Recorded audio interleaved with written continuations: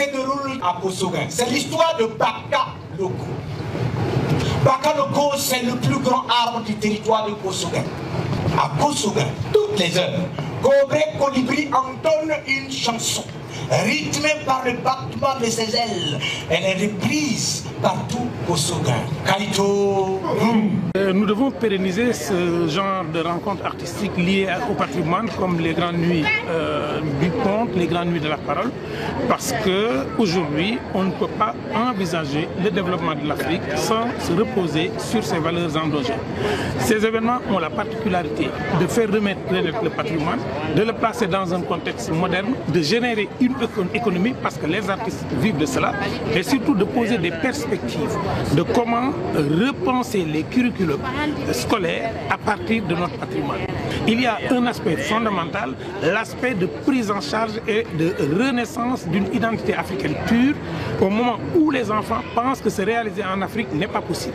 De se réaliser en Afrique, c'est prendre les pirogues. De se réaliser en Afrique, c'est fuir le continent. Que l'Afrique est un continent où il ne se passe que des guerres et des coups d'État.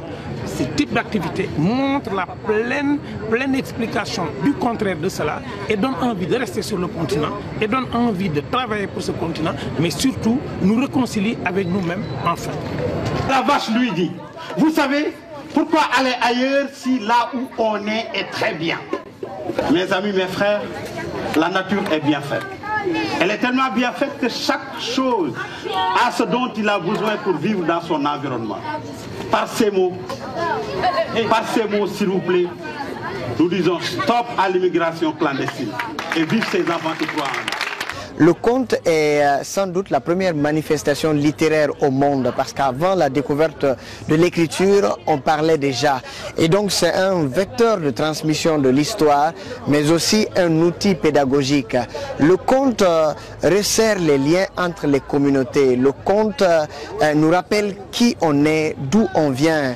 Le conte nous reconnecte à notre véritable identité. Donc ce genre d'événement nous permet de ramener le conte à sa place d'antan, c'est-à-dire cette place de transmission d'histoire, cette fonction d'éducation, de conscientisation, de connexion au passé, parce qu'on dit que le passé est loin, mais l'avenir vient du passé, et que c'est l'histoire qui accompagne les grands hommes et les grands peuples, c'est-à-dire faire souvent un saut, un regard dans le passé pour mieux construire l'avenir est très très important.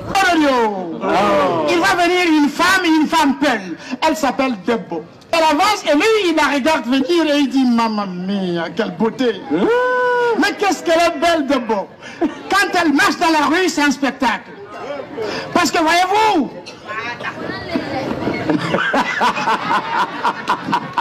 ça danse sur un rythme bien cadencé qui fait écoulez-moi, agbelez-moi.